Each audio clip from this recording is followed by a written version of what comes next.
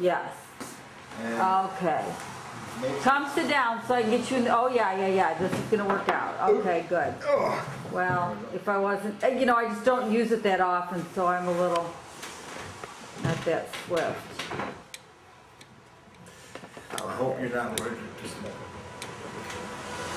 No, I'm not. But I will put that out when we're Don't know why. Okay. Okay, good. Now I'm seeing it. But you're gonna be looking at me, kind of. So Right. I'm gonna. Well, or you can look at the. No, I don't want to look at the camera. I'll be looking at you answering your Okay. questions. Good. Okay. That's great. Because there are times, my wife will testify to this, that me hearing a female voice, It's hard. I'll lose you. Okay. Okay. I don't know why it happens, but Okay. she'll be talking to me and all of a sudden, what? Huh? Okay. She gets so mad. Well, let me start out. Today is June 17th, 2009. This interview with Clyde Westra of Walker, Michigan is being conducted by Deb Moore of the Grand Valley State University's Veterans History Project. Well, thanks for talking to me today, Clyde. I appreciate it. The idea of the History Project is to get as many stories from as many veterans as possible. So we are going to just start out with, why don't you tell me a little bit about your early life, where you were born, where you went to school, that kind of thing. Well, I was born in Grand Haven, Michigan, Okay. small town on the lakefront. Uh-huh. Went to, That was in 1948? yes, Okay. and I went to Ferry Elementary School in Grand Haven, Uh-huh. and I went to Grand Haven Junior High. While I was in junior high, school boarded me. Okay. So I had a brother-in-law that was in the Marine Corps, and he talked about Marines and everything, and talked to my mother and my father, and told them that I was thinking about maybe joining the service. And How old were you at this time, Clyde? I was 17. 17. Yep. Okay. Thinking about joining the Marines. Go ahead. And my mother told me that she would talk to my guidance counselor, and they sat down with me and we had a discussion about it, and we came to the conclusion that I could take a week off from school to make up my mind. I went talked with the Marine Corps recruiter, Okay. and just to make up my mind if I wanted to stay in school or if I wanted to quit, join the Marine Corps. Well, needless to say, I ended up joining the Marines at that time. Okay. And Might I just interrupt? Just would you mind turning off the fan, just because I know I'll start sneezing. if I remember which switch it is. Okay. I think it was that one, I hope. Thanks. It looks like it's slowing down. Yeah. Okay, I turn it back on. Stop. Oh, great. Thank you. That's super. There we go. So, so you did a little research by talking to your brother-in-law. Yep. Yes, ma'am. Okay. And What was it about the Marines that, from what you heard, that appealed to you?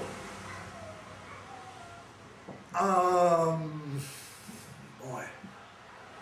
I mean, as opposed to the Army or, you know, the Navy or whatever. Well, at the time, when my brother-in-law was talking about the Marines, it sounded like an organization that I wanted to join. He was telling me about a lot of the history of the Corps, how they were always first ones in to make landings and things, and that they were a very small, close-knit brotherhood. And this is, I guess, kind of what I was looking for. I wanted to feel as if I belonged to something or some place at that time. And as I found out later in my service career, It was a good choice. It actually was a good choice because the Marines are a close-knit, take care of their own type of an organization. Did you have to wait till your 18th birthday, or would they No. take you when you're 17? No, my mother and father signed the paperwork for me, and I scored high enough on the aptitude test that I was able to go right away. Okay, so I'm just doing the math here, so this would be 1965. Yep, Okay, you entered. yep. Oh, I see right here, January 27th, 1965. Yes, ma'am. What was the process? Where did you have to go to enlist? I went to Detroit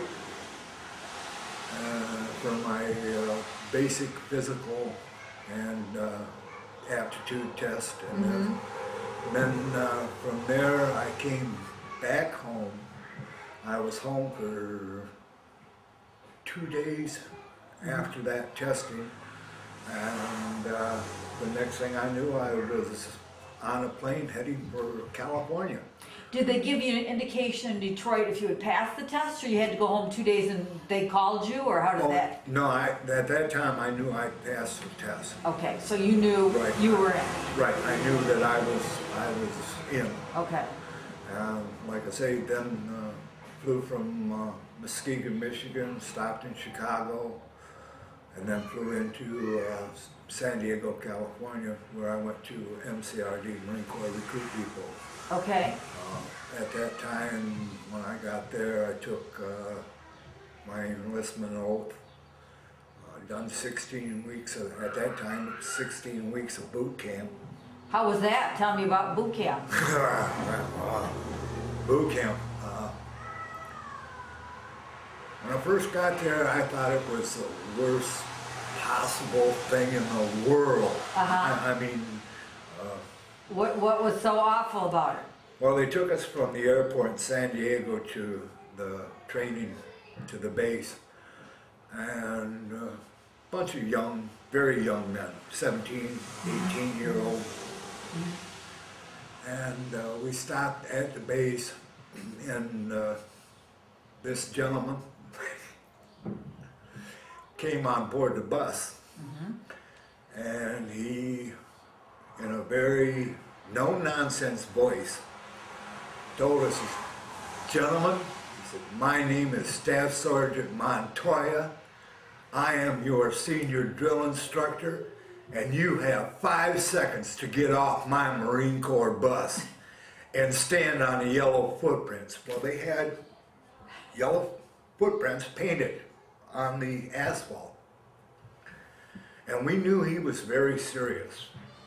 And this, you have to realize, was a big Greyhound bus filled with young men. I don't know if you've ever seen a bus unload in 5 seconds, but I saw it that day. And I was one of them that was getting off Nobody that was bus. trampled? There were a couple guys that got footprints on their back because they were a little bit too slow. But we did unload that bus. And after that, like I say, it was 16 weeks of learning how to become a Marine. And 20 hours a day, or how long did they work you? it seemed like forever. Our normal days started at about 5:30 in the morning and got done about whenever they decided they were done with us. Sometime after dinner? Yes. Oh, yeah, okay. Long, Okay. probably 9:30, 10 o'clock. Was not unusual at night. So how did you transform in those 17 weeks? I went from a wet-nosed, know-it-all kid to a understanding, willing to listen man. Really? Wow. And I know when I came home from boot camp on my leave, I went back to my school and I saw my teachers and my principal, and I also seen a bunch of kids, because to me, they were kids in school yet. And I was no longer, I didn't fit that category. Even though I was 17 and still a kid myself, I didn't fit into that kid category anymore. And you're proud of yourself? Yeah, I was. And I still am to this day. There are, excuse me,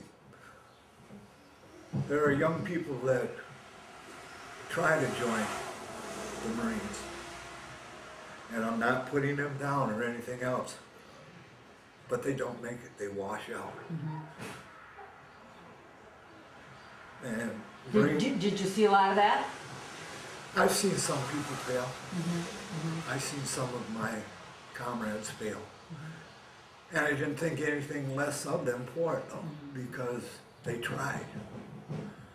And Marine Corps training is not easy. It was designed to make you fail. This is what they are trying to do. They want to have people that will follow orders, not question them. If an officer takes and, okay guys, that hill is ours. You can believe that eventually, it might take a while, but that hill will be ours. It's our ground. Okay, great. So they let you come home for a couple of weeks after boot camp? I came home for 30 days. 30 days, okay. They give you a 30-day boot camp leave. At that time they did. I don't know if they do it now. But they gave me a 30-day boot camp leave. And I had, I knew where I was going. I had orders to go back to Camp Pendleton in California to a staging battalion. I knew I was going overseas. Okay. There was no doubt in my mind. Uh-huh. I went back to California to Camp Pendleton to the staging battalion. 2 weeks later, I got my final orders, and I was going to Okinawa. Uh-huh. And Let me just stop you there. There's no more training involved for anything specific? no, there was Okay. nothing else. Okay. No other training involved for this.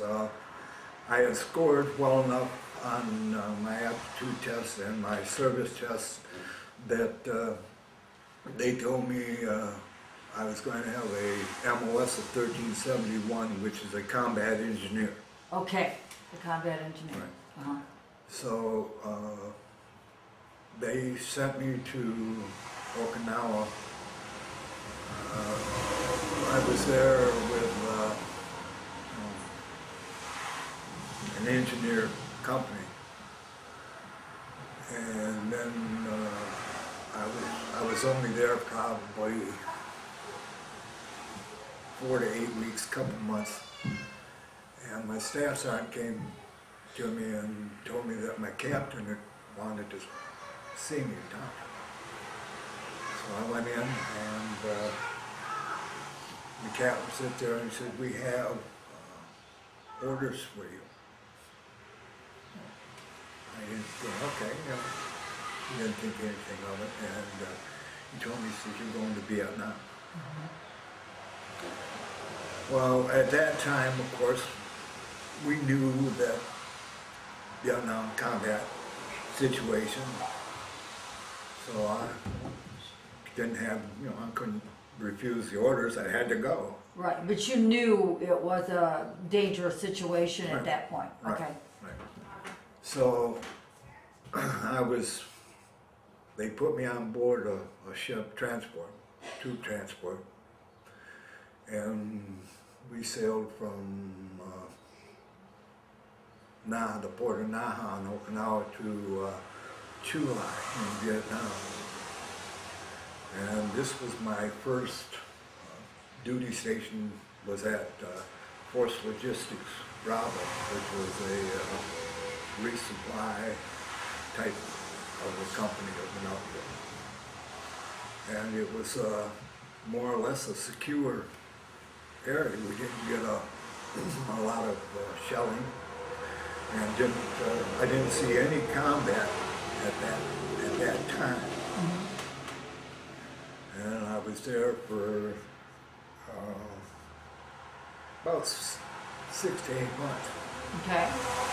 Getting trained.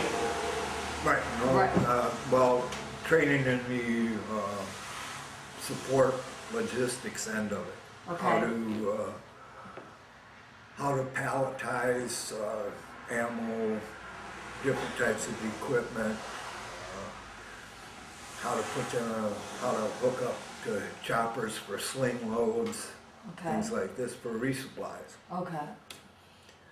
And then once again, staff sergeant came up to me, told me that my captain wanted to see me. Went and seen the captain. And they, that time, told me, okay, we have an opening for a billet in Shore Party Battalion, which is supposedly engineering, I thought. So, okay.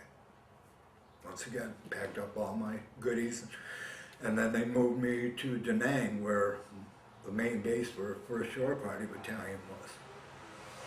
And I met the guy, and my captain, and everything else.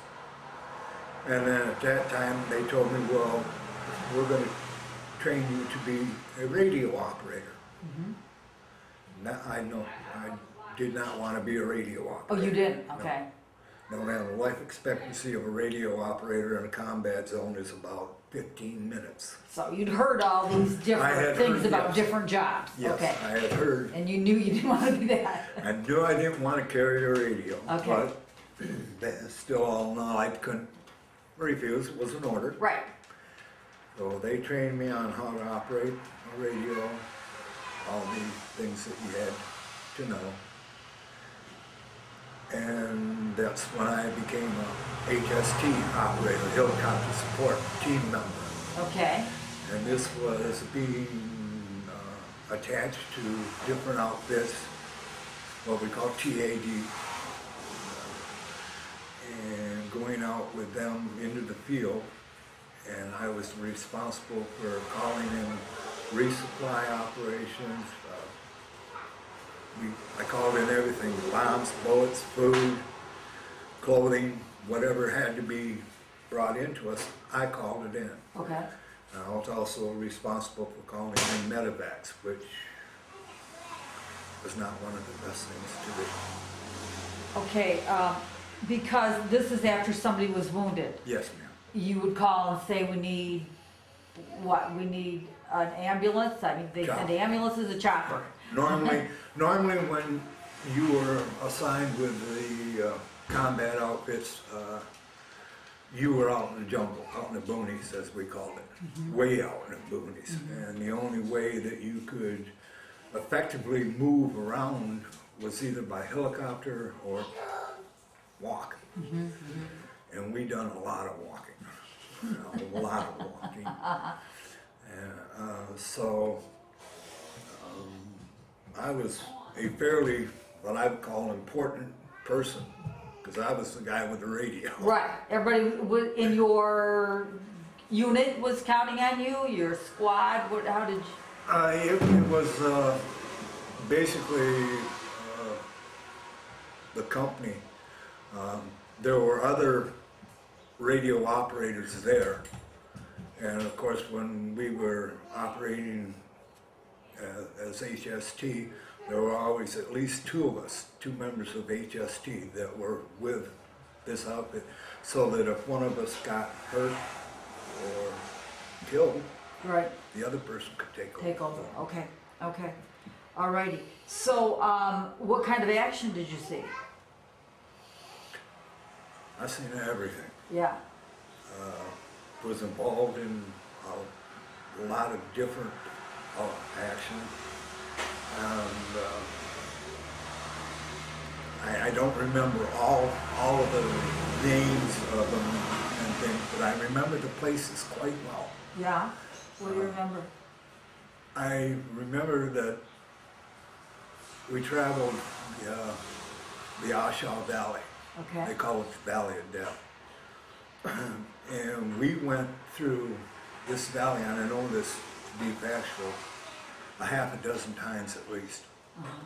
Because I used to carry a map with me. Okay.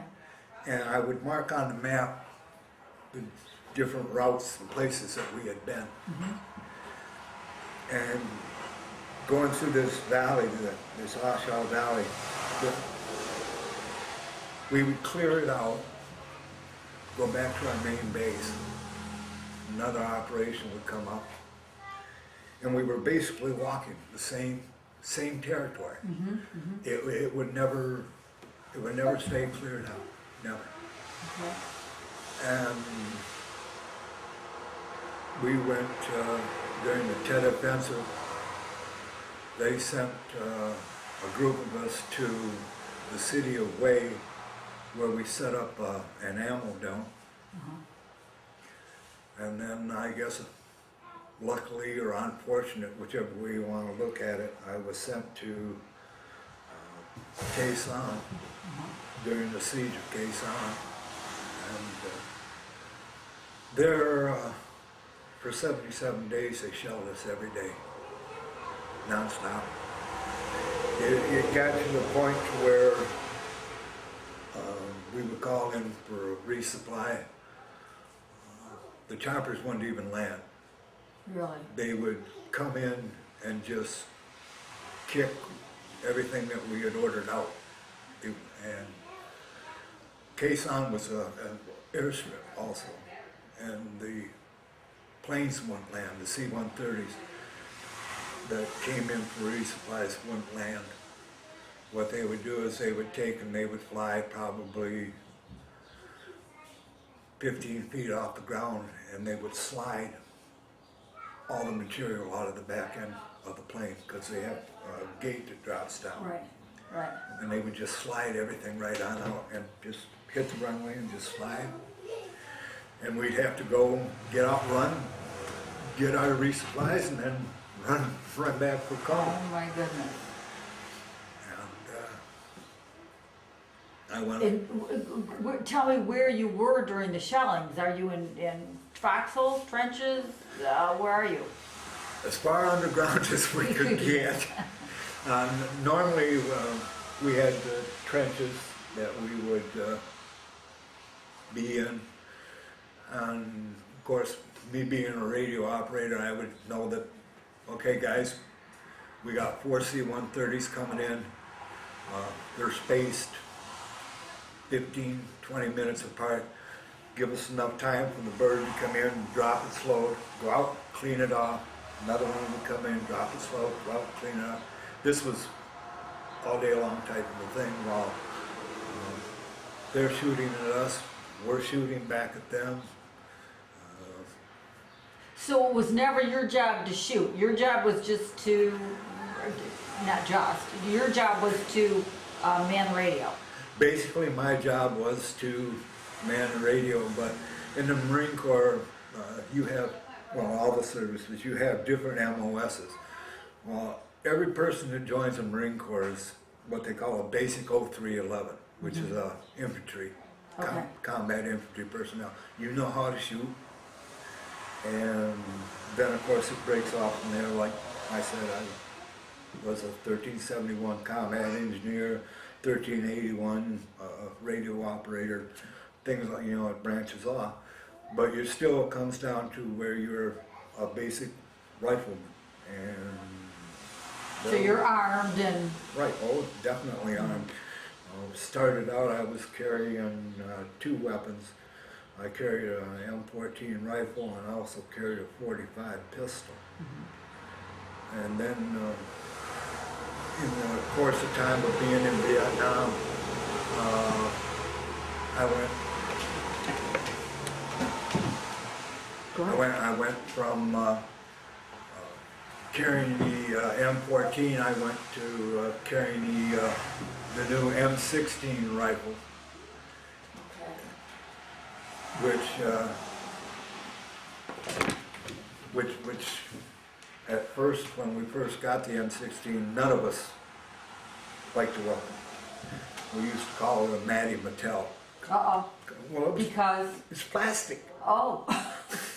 It was plastic. Uh-huh. And we just kind of looked at it and went, what in the heck is this thing? Uh-huh.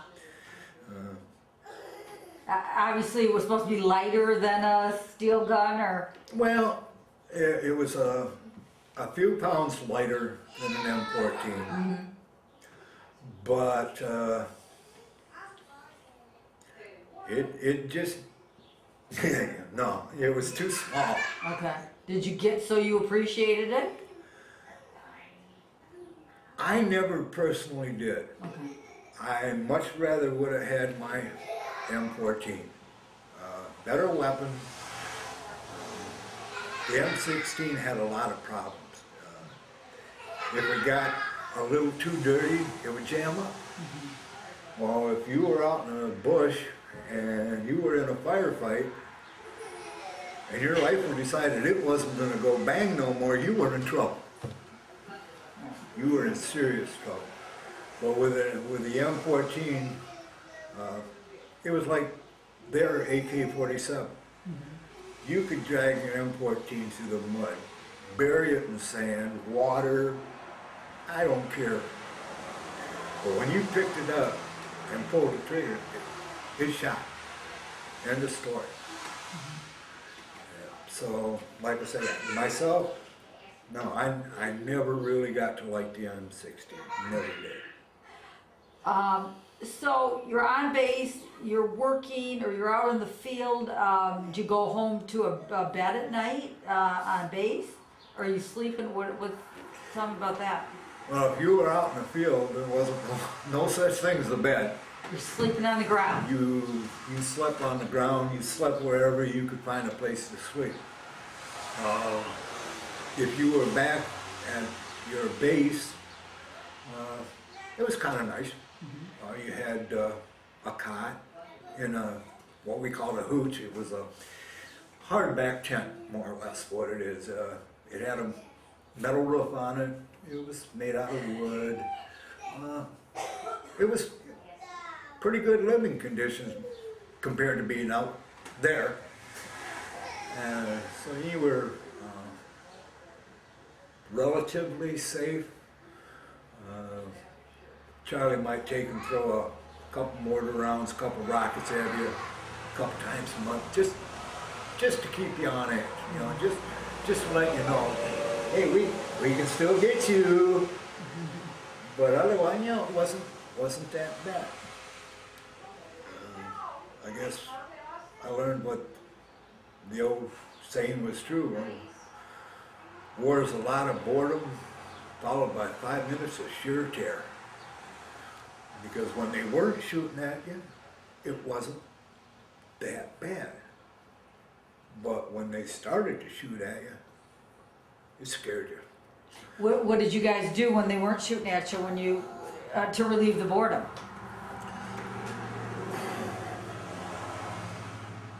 Just about anything we possibly could. Playing cards a lot. We had clubs, enlisted man clubs, officers clubs. You were allowed to Which go. were like bars or something? Yeah. You were allowed to go in there. You could drink beer if you wanted to call what they were serving beer. It was 3-2. Weak, very, very weak beer. No hard alcohol, just beer. And so a lot of time was spent in the enlisted man's club. Otherwise, you spent your days writing letters home, cleaning your gear, doing different things. When we went from Danang up to Shau Valley, we had to build our own houses. So you would spend, go out on work details, build a couple hooches, take care of that, make places for you to live. So your days were kept busy. And then of course you were always subject to going out in the field anytime, 24 hours a day. You never knew you could be sitting writing a letter home. Sergeant, somebody walks in and says, hey, you and you, get to the airstrip, you're going out. Okay, well, you had your gear always packed. All you had to do was just snatch onto it and go. And you'd have food in there? Oh yeah. For how long? Normally you carried, I carried usually a 2-3 day supply of food. It was really, it's quite ironic because you have to remember you're carrying your pack, you're carrying your weapons, and then on top of that I was carrying a 25-pound radio. So by That was an extra special thing for you. oh yeah, my little special bag. So you have to remember, by the time I got done, all loaded up with ammo, food, and everything else, my additional weight was probably 65 to 70 pounds. So how much were you carrying all together? Over 100 pounds? Probably. Yeah. Probably. Oh my goodness. Did you get any R&Rs? Oh yeah. Yes, ma'am. I did. Okay, where'd you go then? Well, there's a story leading up to that. Okay, go ahead. I was in country in Vietnam for 26 months. I had not taken any R&R for quite a while. At the end of my first rotation, 13 months, that's the length of stay in country for Marines, I was all packed up and getting ready to go home. I was ready to go home. And my Staff Sergeant Green came in and, "Hey West, Captain wants to see you." Oh, okay, great. You know, I thought the man wanted to shake my hand and pat me on the head and say, "Good job, go home." So I went into the company office and First Sergeant was there, and I said, "First Sergeant," I said, "Captain wants to see me." He said, "Yeah, go on in, West." Walks on in. "Wanted to see me, Captain?" "Well, yeah." "So you ready to go home?" I said, "Yes, sir, I am." He said, "Well," he said, "I've got some bad news for you." "What's that, sir?" He says, "You have a 6-month involuntary extension." Okay. So that means, of course, I asked him, "Well, how come me?" He says, "You're a radio operator. Critical. MOS." Okay. So, went back to my house, unpacked all my stuff, started in on my 6 months. Got that done. Packed all my garbage again to go home. Staff Sergeant Green comes in. "West, Captain wants to see you." And I thought, "Oh, no, you don't." Well, I went back up to the company office, walked in. First Sergeant, "Top, Captain wants to see me." "Yep, go on in, West." I walked in and looked at him and he goes, "Captain Weinbrenner." I said, "Do not tell me I'm being extended again." The look on that man's face, bad. He said, "West," he said, "I got to." I forgot to what? "You're extended again." "Radio operator?" "Yeah." I said, "All right." I said, "Captain," I said, "Look," I said, "I'm not going to fight you on this, and I will do my job." I said, "But I haven't taken any R&R, have I?" He said, "No, you haven't." I said, "Well, I'm putting in for it right now in person to you." And he said, "Where do you want to go, West?" I said, "Sir," I said, "I want to go to Australia." And I said, "When I get back to Australia, I want to go to Hawaii." "All right, we can do that." He said, "You come back in a half hour." He said, "I'll have paperwork ready for you." So I went back to my hooch, unpacked all my junk again. Took about 45 minutes to an hour. You don't have much to unpack. I went back to company office. First sergeant sits there and he said, "Here you are, papers for Australia." He says, "There's a jeep and a driver outside." He says, "Go to dispersing. That's where our money was kept. Go to dispersing, get your money, and get out of here." He said, "When you come back," he said, "you report here first." He said, "I'll have paperwork for Hawaii." Well, I told my dad that I was gonna be in Hawaii. And he wanted to know when. And I told him, and he said, I'll be there. So I went to Australia, came back to my base, walked back into the company office. First sergeant says, here you go, Wes. Here's your papers for Hawaii. Oh, okay. He says, driver and the Jeep are still out there. Go. Yeah, I was out the door and gone. Went to dispersion, I drew out $2,400 American, went to Hawaii. Met my dad. Remember that so vivid in my mind. I had, they stopped on Guam, and you can buy 5/5 of booze with free and clear, no duty. So I picked up my 5/5 of alcohol, and we flew into Hilo, the big, and my dad met me at the plane, at the gangway. I remember that so well, because shook my hand up, gave me a hug, and told me how proud he was. Yeah. So, for 7 days, hate to say this, because my dad, if he sees this tape, will kill me. We verged on sobriety every now and then. And I didn't know my dad drank that one.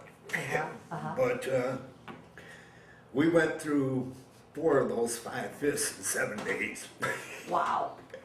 But we had, oh God, we had fun. I wanted to rent a car while we were on Hawaii. Dad said, yeah, why not? What do you want? Want that Camaro convertible. We signed out all the paperwork, the young lady behind the counter signed it all out, gave it back to her. She's looking at it. I'm sorry, we can't rent this car to you. My dad said, why not? He says, young man's not 21. My dad goes, well, what difference does that make? Well, he has to be 21. One of the first and few times that I've ever seen my father mad, and I mean hot. He let go. And what in the hell difference does that make his age? He's old enough to go to Vietnam and get killed, or take the chance of getting killed, and you won't rent him a damn car? Give me that paper, woman. He scratched out my name and put his name in there. He said, tell me you won't rent me a car. Oh, well, that's just fine. You're qualified. So she filled out, done all the rest of the paperwork, gave him the keys. He turned and looked at me and he says, here's your car. Okay, Dad. I wasn't going to argue with him. No way. Oh, good. But yeah, I did get my R&Rs. Yeah, good for you. Tell me, it says here you won the Purple Heart, the Bronze Star, Vietnam campaign and service pins. Yes. Were there any special circumstances there, or was that like for overall excellent work? Well, the Vietnam service and the Vietnam campaign ribbons, those were presented to everyone that was in Vietnam. Okay. They got those automatically. Mm-hmm. Purple Heart was when I was on an operation. I remember, this is one of the operations that I do remember the name of. It was called Operation Swift. Okay. We were in the A Shau Valley again, and we came to a large outcropping of rock, boulders, stones, the monoliths, whatever you want to call them. Well, the Viet Cong had free-ranged all this rock formation. I guess they figured that kind of by our line of travel, that's where we were gonna go to. They started mortars and rocket attacks when we got near this formation. And for some reason, Snoopy. hang on a I'm minute. worried it's gonna wreck the sound on the, Well, hang on a minute. the We'll- tape. Here. I'll get rid of him. Come on, Thanks. come on. Yeah. I'm afraid it's a little too noisy. Okay, we've got about 19 minutes left. Go ahead. Well, anyhow, during the course of the events, I ended up getting separated from my unit because when they started the rockets and mortars and stuff, everybody took off, finding hiding spots. According to me too, you know. Hey, I'm not gonna stand out here. But I got separated, and as I was going to a hiding spot, a mortar round went off, and I got shrapnel all over. Well, I knew I was hurt. I knew I had to find somebody to help. I'm out here in God's green earth all alone by myself, me and my rifle. I took off. I went through a kind of like a hedge, and somebody grabbed me. Well, they just about died that night, but I finally heard someone say, "Whoa, wait a minute, hold on, brother, wait a minute, I'm with you, I'm with you." It was another Marine. Oh, okay. We eventually ended up with 26 lost souls, as I call them, all separated. We're walking around trying to find a group, which we finally did find, a larger contingent, part of the outfit that I was with. Well, the corpsman looked at me over and said, "Well, you have to go back up there with the rest of the wounded. 5 or 6 more guys up there." Well, I sat there and told him, I said, "No, Doc," I said, "I'm good enough. I'm going to stay down here and man the radio for the lieutenant because he lost his radio operator." And the corpsman said, "No," he said, "I want you to go up there with the rest of the wounded." "No, I can't. I'm going to stay here, up there." Well, unbeknownst to me, took out a shot of morphine and tagged me. A couple minutes later, I didn't care if I was going to operate a radio or wherever you wanted. I went back up to where the rest of the people were. And was up there with the wounded and everything else. And heard a voice, sounded vaguely familiar.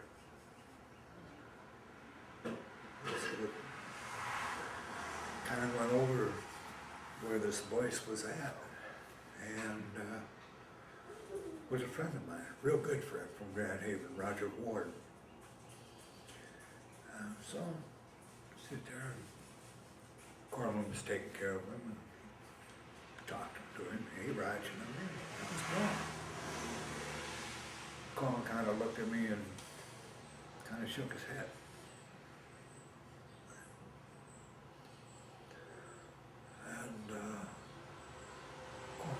Kind of took me outside and said, "You know this man?" "Yeah." He said, "Buddy of mine." Corpsman says, "If we can't get him out of here, he's not going to make it." And I told Corpsman, "Okay, I'll stay with him. Can I?" Corpsman said, "Yeah. Stay right with him." Okay. I went back. And, talking to him and everything. Seemed like he was all right. But sometime I got hit. It was about 7 o'clock at night. And we found the main group about 8:30, 9 o'clock. And that's when I found Raj. All night we were kind of sitting there talking. I asked him a question, I don't even know what it was anymore. Jim Nancy. Called the corner over in the corner. Doc Keys checked him. Told me, he said, no man, he's gone. So, that next day when daylight finally came around, the group that I was with, we heard choppers coming in. So we knew that wherever those choppers were, that's where our main body was. We picked up our wounded, our dead, because Marines don't leave nobody behind. And found the main group. And the sergeant that was out with me, sit there and came up. Damn, man, I'm so glad to see you. I said, "Yeah." He said, "You're hurt?" I said, "Yeah." He said, "All right." He said, "We'll put you on one of the first choppers out." I said, "Well," I said, "I got to take care of some stuff first." And I put Raj on the chopper, sent him back. And then I was lifted out. And I ended up spending the next 4 months at 12th U.S. Air Force Hospital in Chu Lai. 4 months? Yep. Wow, so you were hurt way worse than you thought. Well, the doctor gave up at counting 17 different holes, so it should not have been in my body. And he told me, he said, he didn't understand it. He said, "I don't know why." He said, "But a couple of these holes, you should be dead." But I had common sense. I don't know if it was common sense or just instinct that when I heard that mortar round coming in, and they say you can't hear a mortar round, that's a lie. You can hear them. I took and turned. Most of the shrapnel would hit my radio, but a couple pieces of arm, forearms got scarred, and the one that probably scared me the worst was the one that I got in my neck, because it just missed my carotid artery. And when they took the piece of shrapnel out, the doctor told me, he says, "You're very, very lucky." I don't know if it was luck or God, but I'm still here to talk about it. Right. Yeah. So for that, you received the Purple Heart and the Bronze Star? I received the Purple Heart for that one. The Bronze Star is very, very easy. I can sum it up in a very short statement. We were setting up a new base at Nui Laksan. We had our trenches dug, everything, had our tents set up. That night they started mortaring shells, lobbing shells from the hills that were overlooking the base that we were setting up. We had a brand new second lieutenant, just got in country 2 days, green as the hills, didn't know anything. He's standing out in the middle of the compound. "Oh, we're getting shot at." Everybody's yelling at him, "Get down, get in the hole, get down, duck." Yeah, he's just standing. Yeah, it's a Marine, it's an officer. I jumped up out of my hole, went and tackled his silly butt, threw him in a hole, and for that they wrote me up to the star. I saved his life, they say. I don't know if I did or not, but at least he got underground where he was supposed to be. Did you have any interactions with any Vietnamese? Yes, I did. I was TAD to a cap, what they call a cap platoon. This is where they take Americans and mix them in with Vietnamese people.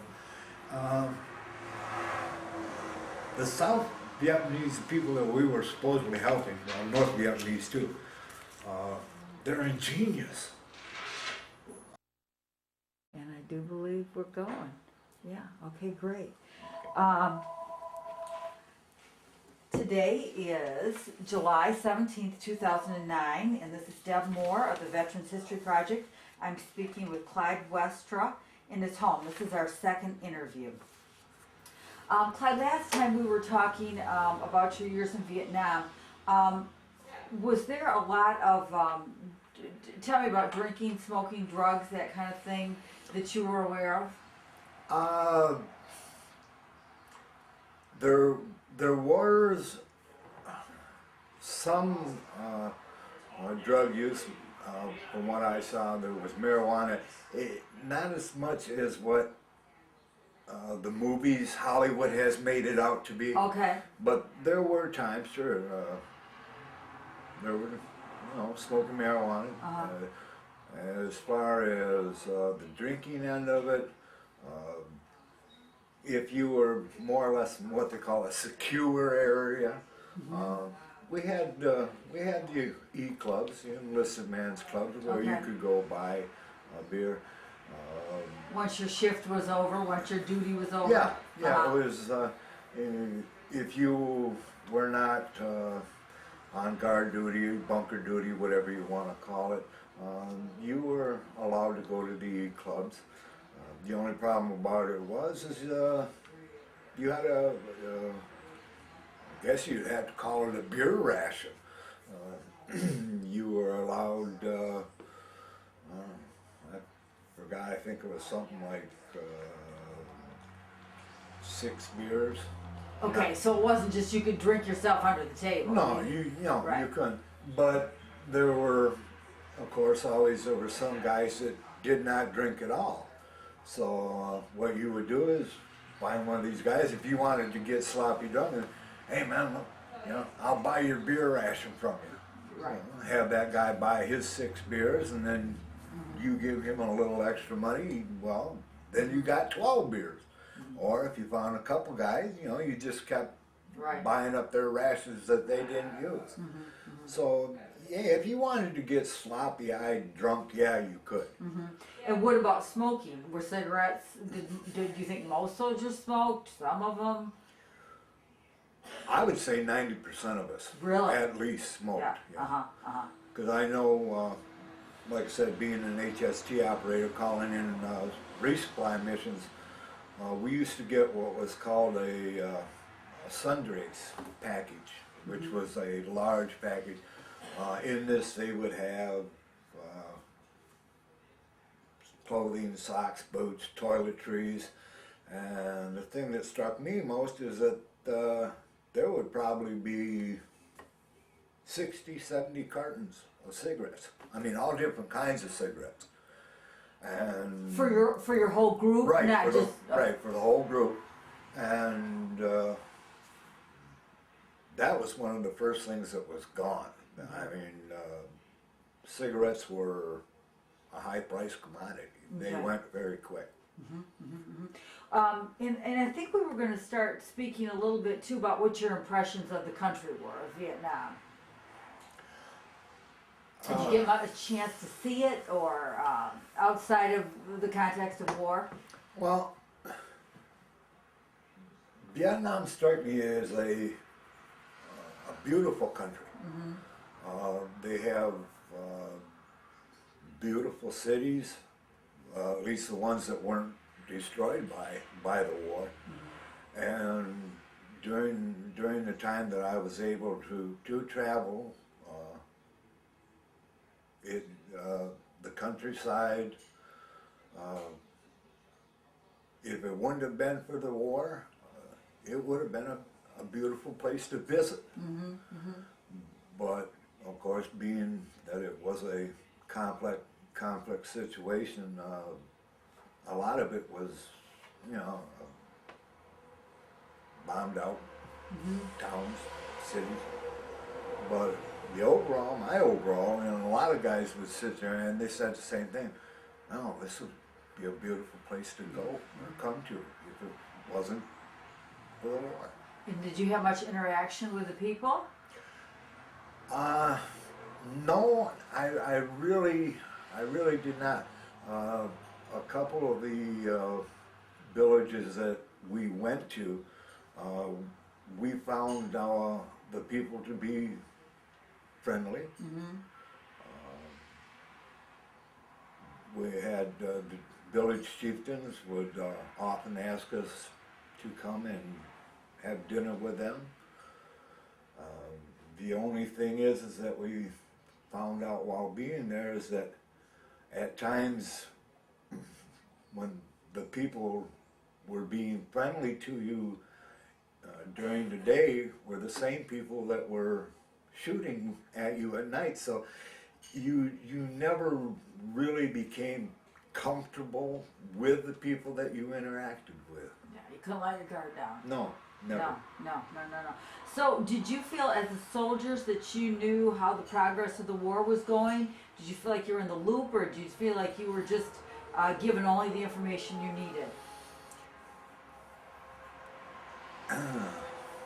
Well, that's that's kind of a tough one to answer. We knew at times exactly what was going on, exactly what was happening, and then other times, if you were in the lower rank echelons, you kind of felt like, well, gee, these guys know what's going on, but it's not coming down to us. And then of course you'd get the rumor mill going, and a lot of times the rumor mill was close to being exactly what was happening, but you know, like I say, there were at times, yeah, okay, we know what's going on, this is what's happening, and then other times, well, where'd that come from? So you know, it was double-edged sword, I guess you could call it. Yeah. Did you have any USO shows, or was there any entertainment for you guys? When I was at Danang, in even the other areas that we were at, we had USO shows, and I think the one show that stuck in my mind for the longest time was when Martha Ray came over there. Okay. And I know that's going to surprise you. You were probably going to think I was going to say Bob Hope. But I have to give Martha Ray credit, because she went well beyond. She was doing Hello Dolly. And when she got to Danang, she was very ill. We found out that she was running a temperature of 104 degrees.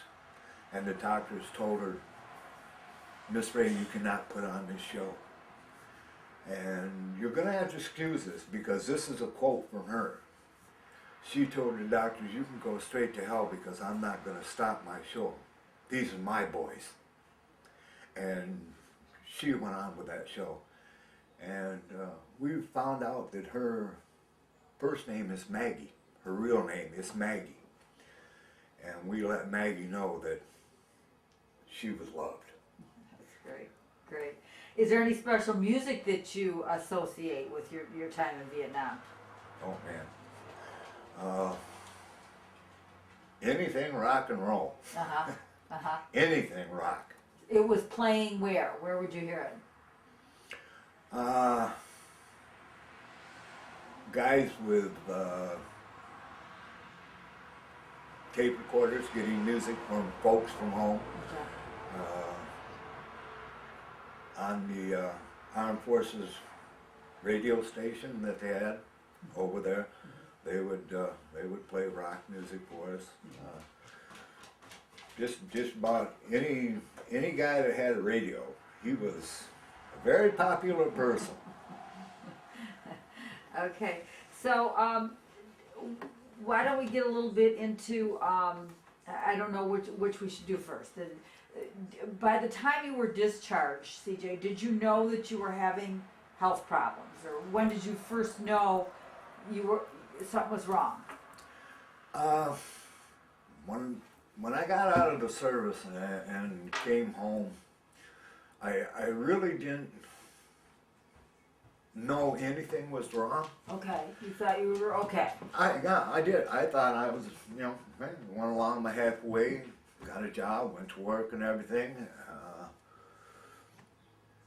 And then started riding motorcycles, hanging out with bikers. Keep going. Doing a little bit of drinking, maybe a little bit more than I should have. And then I had a good, real close friend, biker buddy of mine. And he knew me before I From went high in. school? Yeah, before I went in. And one day came up to me, and everyone called me CJ at that time because the middle initials of my name. And he just kind of looked at me and said, "Man, CJ," he says, "what's wrong with you?" Looked at him, and then there ain't nothing wrong with me. I'm all right. He says, "No," he says, "you're different." He says, he says, "you're quicker to go off, explode on people." He says, "you weren't that way before." He says, "I can't quite put my finger on it." He said, "but," he says, "somebody will look at you, and if you don't like the way they're looking at you, you're ready to rip their heads right off." I never really thought about it like that. But in retrospect, looking back at it, like, yeah, he was right. He was absolutely dead on. And in later life, going through one marriage, it wasn't that I was abusive to my ex-wife or anything. I never was abusive, but it was just if she would kick me off, I'd take on. Man, you deal with the problem. It's your problem, not mine. And it was the same thing in my jobs that I had. Boss would make me mad. Man, go to hell. I quit, and I'd walk out. And this cost me quite a few jobs with that attitude. So, And your marriage? yeah. Okay. And my marriage. So what was your turning point then? I guess my turning point is when I married my second wife. We moved, we lived with my mother for quite a while. And then we went out and bought a mobile home. And we went through, completely redid that whole inside of the mobile home. And then we decided that we were going to side the mobile home. So my son and his wife, my daughters, they came over, and we had siding and everything. We started working on the mobile home. And it got to the point everybody was talking on how to do this. I knew how to do it, and I was explaining it to them, but it seemed to me that nobody was listening to me. And I took and I had a hammer. I remember this day so well. Had a hammer in my hand, and I threw the hammer on the ground, and it was concrete driveway pad. And the hammer bounced off the ground and just about hit my little granddaughter. And she, I think, was about 2 or 3 at the time. Just about hit her, and I literally just lost it. I told everybody, I said, "Fine, you guys do it the way you want to. I don't care. I'm leaving." And that was on a Friday. And I got in my truck and left. And I finally came back Saturday. And when I left the mobile home, I had a full tank of gas. And when I got back home, I had less than a quarter of a tank of gas. And to this day, I can't tell you where I was, where I went. I don't know if I killed somebody, ran somebody down with my truck. I don't know. I have no recollection of where I was. So you were frustrated? Very frustrated. What other emotions would you say? Anger, confusion, lost. Didn't want to be near anybody. I didn't want nothing to do with anything. So what happened then? What'd you do next? My loving wife sat down when I got home. Of course, she was concerned, glad I was home safe. She suggested that I find some help. Anywhere. She said, this cannot go on. Just let me ask you, by this time, how long have you been out of the service? Oh, God. This has probably been 20 years plus. 20 years later. So you're, the whole time after you're discharged, 20 years, you think you're fine, but you're really not. Yeah. Okay. Okay. So I started looking for places to find help. And I started out working with a gentleman from DAV, Disabled American Veterans. Okay. And they had me going to a couple programs here locally at Veterans Clinic on Monroe Avenue. But it still wasn't helping that much. You're talking to him? No, Okay. I wasn't really getting the answers. Okay. And then I started going to the Veterans Center on Eastern and Burton. And I ran into a young lady there by the name of Khe Sanh. Well, actually, I ran into a gentleman by the name of Larry Mahar. And we sat down and talked. And he said, he says, wait a minute. He says, stop. He said, I'm going to tell you about you. You don't even know me. We only known each other talking for 5 minutes. And for the next half hour, he sat there and told me exactly what I was and who I was. And literally, He had it. he had it. He knew me after only 5 minutes. Wow. Okay. So I worked with Larry, and then he introduced me to Khe Sanh. And Kay sat there and she says, she says, we have a program for vets like you. Oh, you do, huh? And she says, there's a couple places you can go to.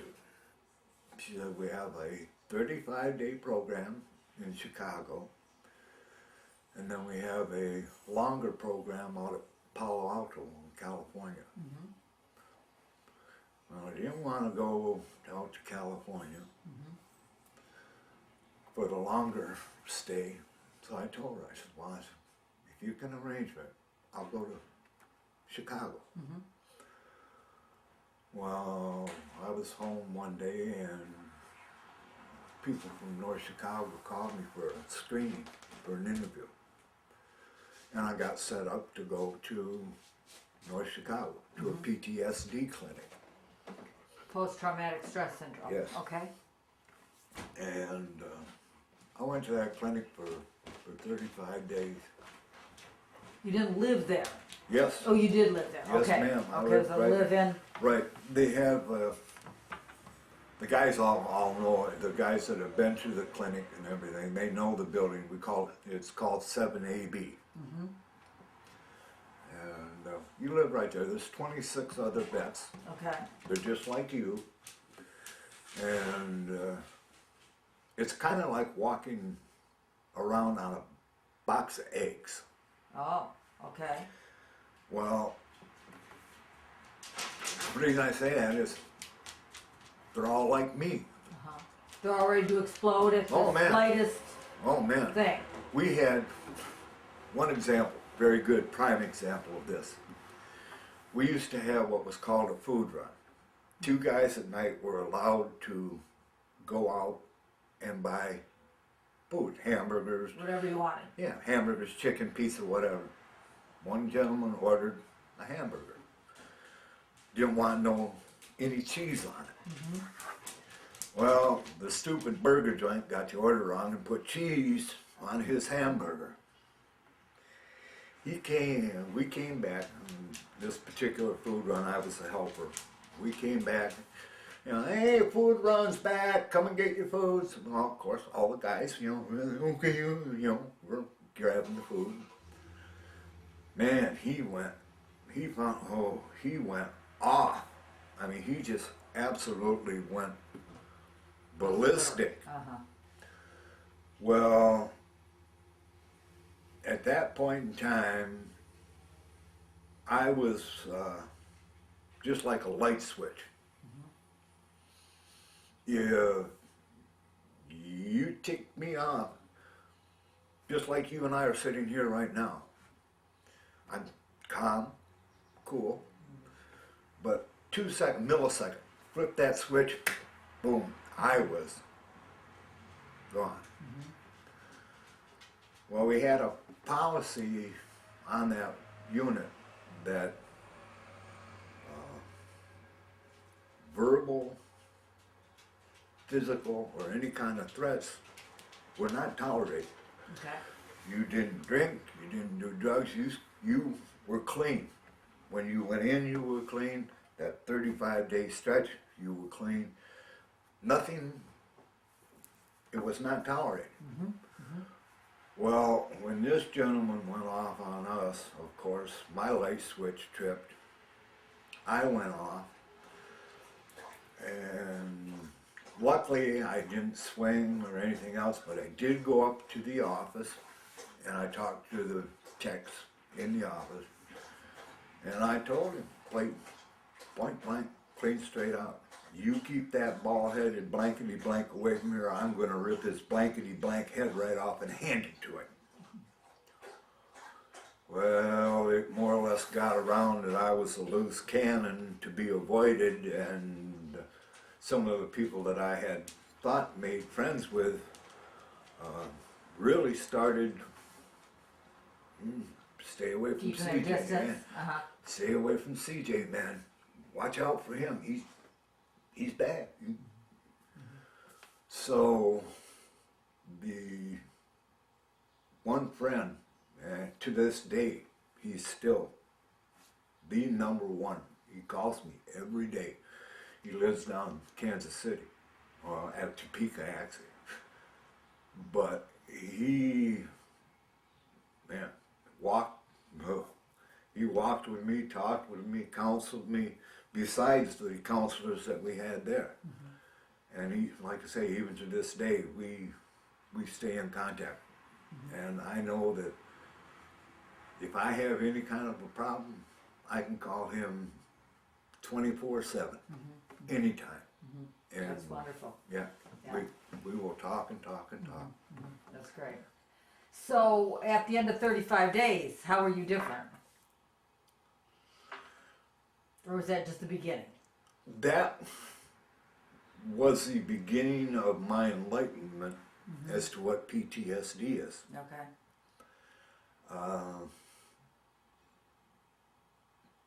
The doctor, without a counselor, whatever you want to call him, that I was working with, Greg,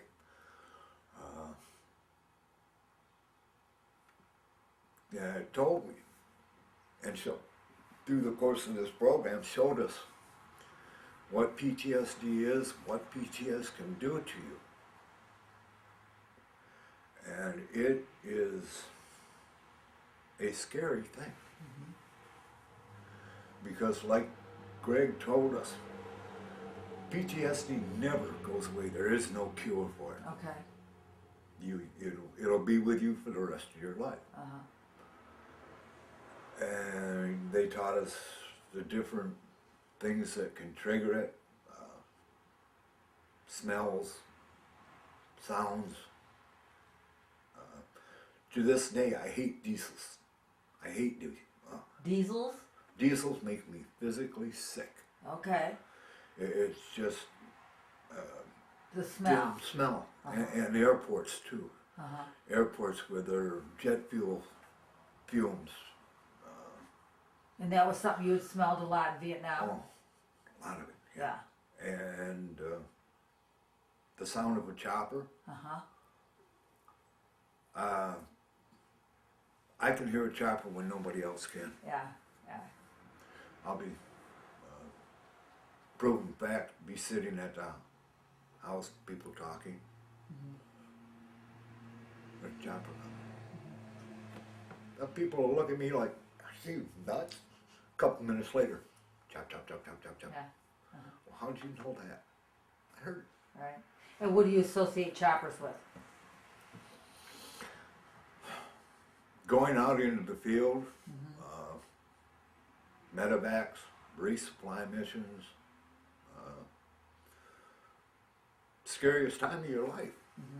I mean, you have to remember, okay, yeah, you might be out in the bush with a company, but a company of guys is not a whole lot of bodies. And you're out in Indian country. There's more of them than there are of you.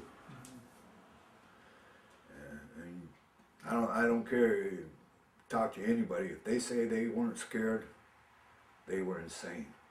Because, no, it's scary. So the smells were scary, the sounds were scary, the sights were scary. Yeah. The whole thing. Yeah. The whole thing. So you learned about post-traumatic syndrome, stress syndrome, during your stay in Chicago, and that helped you to start building. Did you continue to have counseling after that? Oh yeah. Uh-huh. And the Veterans Administration did all that? Yes, well, the Vets Administration and the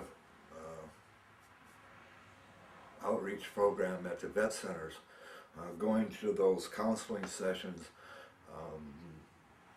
I still will find myself at times getting into this blind rage. Yeah. But I have learned how to control it. I can bring myself down. Sure, I'm still upset, but I'm not like I was. Example, before working on a truck, have the wrench slip off a spark plug, skin your knuckles up. You know, most of the guys would sit there and go, "Oh man, Don, that's smart." Not me. I picked up a piece of 4-foot solid steel pipe and put the truck in the junkyard. I totaled that truck. Literally totaled it. Now, if I skin my knuckle up, I can, oh man, gone, wow. But at least I don't tear something apart. Right. And how did you get diagnosed that you had suffered from Agent Orange? Didn't so much diagnose from it. The Veterans Organization, VA, came out with a newsletter that they wanted veterans to be tested for Agent Orange. Okay. So and again, this is in the 80s or 90s, or when is this? This would probably be back in early 90s. Okay. I'm not exactly sure when the program. Yeah, it doesn't seem like it was that long ago. No. Okay. So I went and was tested for Agent Orange, and then I started receiving the Agent Orange newsletters. They send them out twice a month. And it came out that after this study, they went on to go and list a bunch of possible illnesses that you could have. And one of them was diabetes. And by that time I had been diagnosed as a diabetic. Okay. So I'm sitting there thinking, oh great, this is just another thing that nobody bothered to tell us could happen. Right. But due to that letter coming out, I was able to go to my VA doctor, and he sat there and said, oh yeah, he said, no problem. He said, we'll take care of it. So now I'm getting all my medication, my insulin, my needles, everything to take care of my diabetes from VA doctors. And did you realize at the time, explain Agent Orange for the cameras. Agent Orange was a defoliant that was developed here in the United States for use in Vietnam to basically clear the jungles so that the enemy would have no place to hide.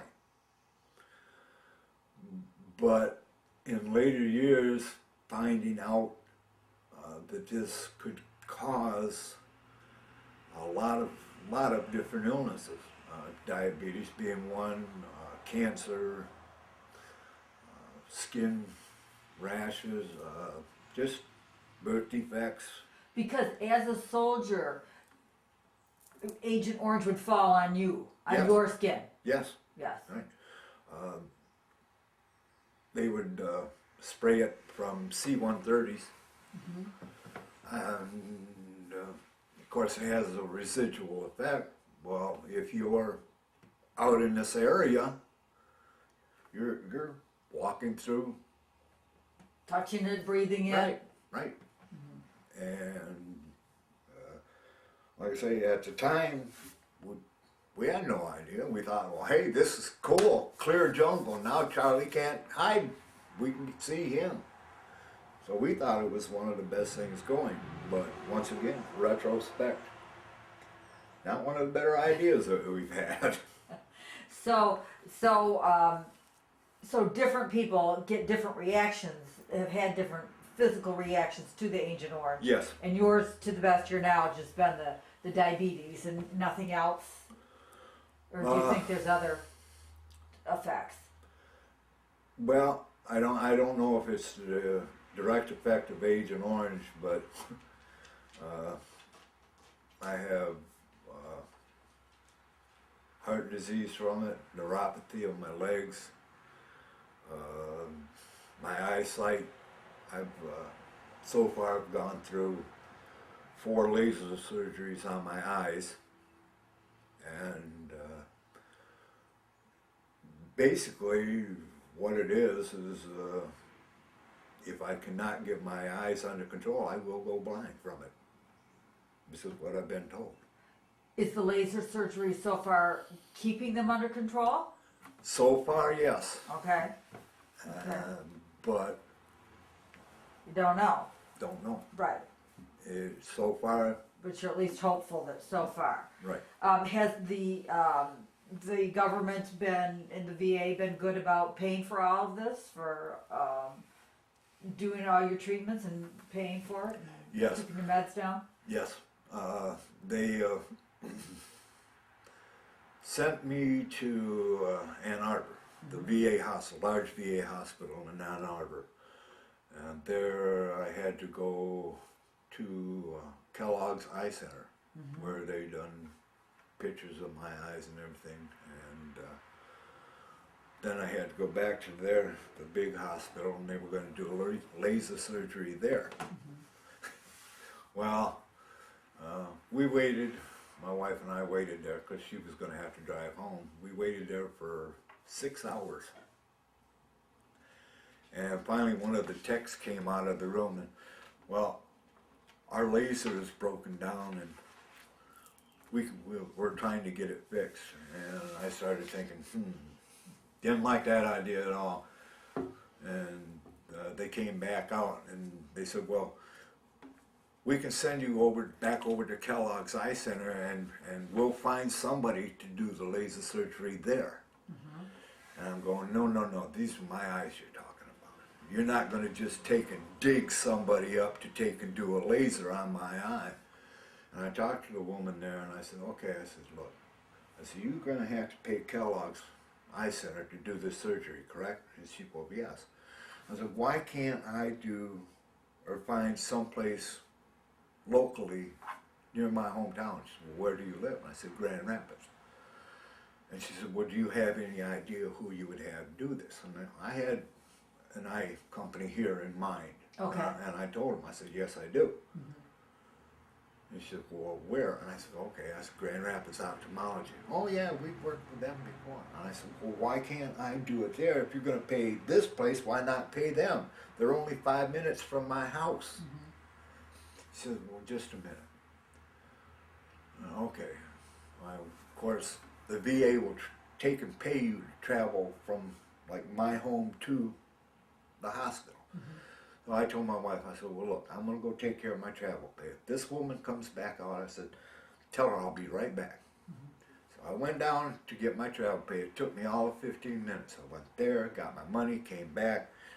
A couple minutes after I got back, this woman came out.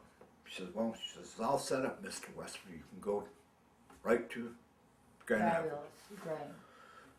Came back here, they done first surgery here. Then they found out that I had to have a couple more surgeries, or they wanted to send me to Ann Arbor. And I said to her, I said, look, I said, you already got this where Grand Rapids knows me. They've done the surgery, the doctor knows who I am, they know my history. Why can't we just take and keep it going right here? Well, we had a big fight about this. And finally, the director of ophthalmology at Quaid Street Clinic, where I was going to, finally sat there and she said, all right, Clyde, she says, we have now got this set up that this is an ongoing treatment. Grand Rapids Ophthalmology and Dr. Kenson will take care of everything until Dr. Kenson decides you no longer need anything. He said, don't have to worry about going. Wonderful, Right. wonderful. So they've been accommodating, more so than I would think. yes, Yes, yeah. that's great. Any other physical problems as a result of the war? That's quite a few. That's enough. Well, slight loss of hearing from the big guns, Yeah. hearing them go off. Like I said, my heart, Neuropathy. neuropathy of my legs. Don't like going for x-rays because the doctors always have to take and think they have to take and reshoot my x-rays half a dozen times because I have shrapnel Oh, you do? still in my body. And when they take an x-ray, they'll come out and they're looking at the x-ray, they're going, we got to do this again, Mr. Westra, because something's wrong with our camera. And I sit there and I'll tell them, no, Doc, there ain't nothing wrong with your camera. There's stuff in shrapnel inside. Oh, well, yeah, that's what explains what all them little dots are. And also lost all my teeth. How did that happen? Again from the Agent Orange? Agent Orange. Oh my goodness. Yeah, I'd be sitting at home at night, be watching TV, and I would sneeze, I'd blow a tooth out. Oh my gosh. And the doctor, I would go to I went to a dentist, and he couldn't. He says normally when you have tooth loss like that, he says pyorrhea or he says something. And he says there's no reason for this. He says you have beautiful teeth. He said I don't know what to tell you. Oh. So eventually it just got to the point where I only had a few teeth left, and I finally sit there and told him, you might as well yank them out because they're going to fall out. Yeah. So now you have a full set of dentures? Yes. Again, And courtesy of the government. again, courtesy of the government. I don't wear them all the time, needless to say, right now. Because they're not comfortable? They're comfortable, but when I find if I'm doing things with a dusty, a gritty, dirty kind of environment, that yeah, it feels like Okay. these things these are terrible.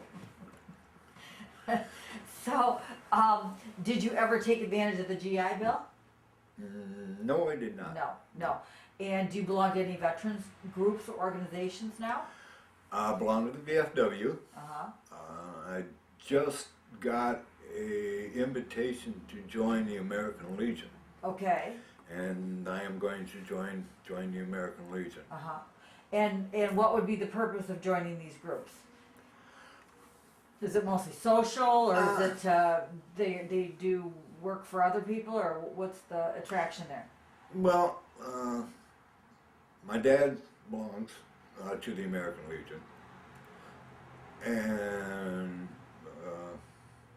I guess it would be for the fellowship, other gentlemen that have been basically in the same situations that I have, sharing a common bond with them. BFW is same thing.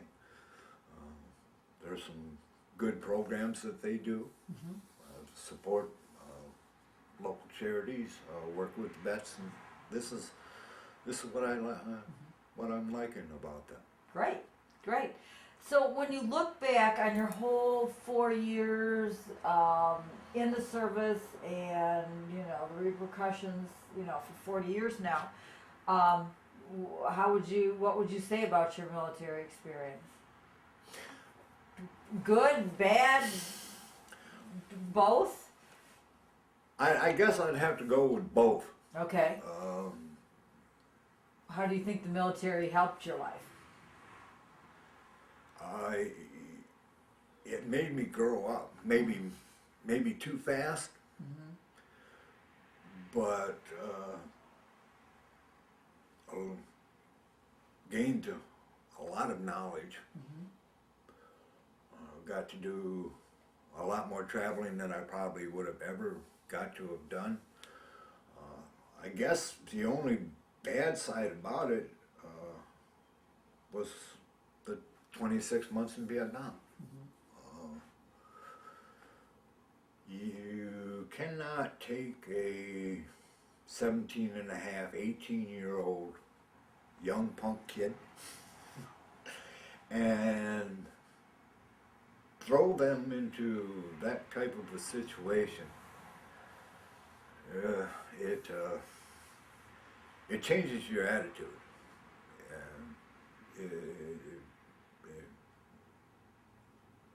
I guess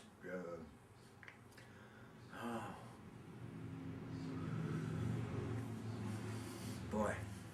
It's just, go ahead. Well, I mean, you take, like I say, that 17-year-old wet behind the ears, punky kid, and a horrible thing to say, he joins the service, and he is trained to become a killer. Pure and simple. That's what you were trained to do. You were trained to become a killer. There are some people that can handle it.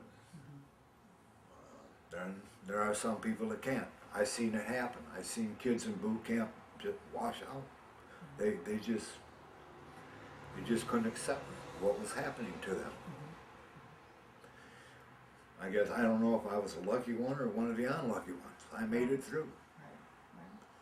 Paying for it now, but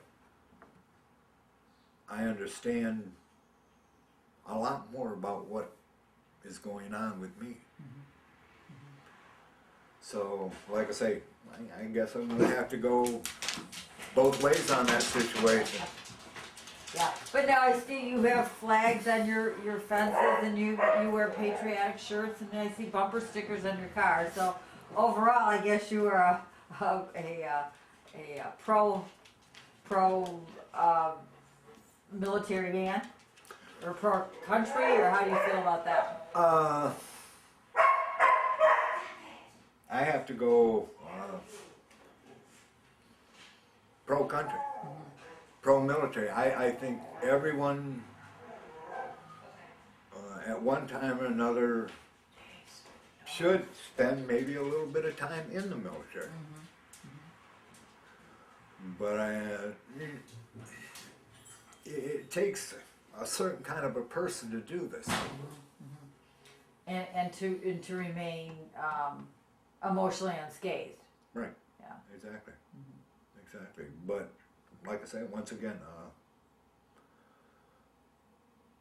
I would do it again. I would fight for my country. A lot of people sit there and say, well, there's things wrong in the United States. Things should be this way and things should be that way. Well, hey, folks, it ain't a perfect world. Never gonna be. But look at what we have versus what other countries have. We got it going. It's the best. And I've had different people say, well, this has gone on and this has gone on and this has gone on. Well, yeah, it has. And I've seen people burn our flag. They won't do it again, at least in front of me, because they found out where my heart lies. Anything else that you think we should talk about? You think we pretty much covered it? I pretty much think we've just about covered everything there is to cover. Once again, Vietnam, it's a cliche, but when it was peaceful, it was peaceful. But when they were shooting at you, that was that 5 minutes of terror. And it was a terror. Yeah, good.